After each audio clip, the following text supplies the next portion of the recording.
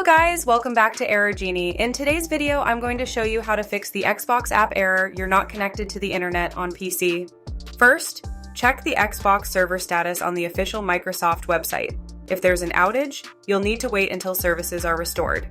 If everything is working, open Command Prompt as administrator and run all the network commands provided in the description one by one, then restart your PC. Next, type inetcpl.cpl, open Internet Options, go to Advanced, and make sure TLS 1.0, 1.1, 1.2, and 1.3 are all enabled. Click Apply and OK. Now run the Gaming Services Repair tool from Microsoft's website and let it complete. Still not fixed? Perform a power cycle, shut down your PC, unplug it, restart your router, then power everything back on.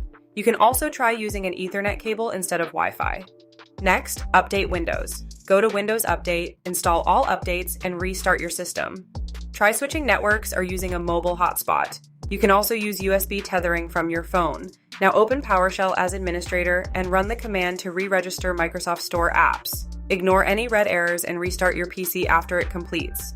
Then run WSReset, which refreshes the Microsoft Store.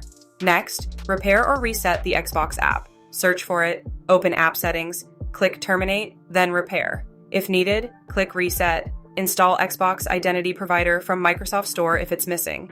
After that, reinstall gaming services using PowerShell commands, then install it again from the store. Update the Xbox app from the store library, or uninstall and reinstall it completely. Now fix date and time, enable automatic time and time zone, then click Sync Now. Next, open Services and set IP helper, all Xbox services, Windows Update, gaming services, and Microsoft Store install service to automatic and running. If nothing works, use the Windows Media Creation tool to reinstall Windows while keeping your files.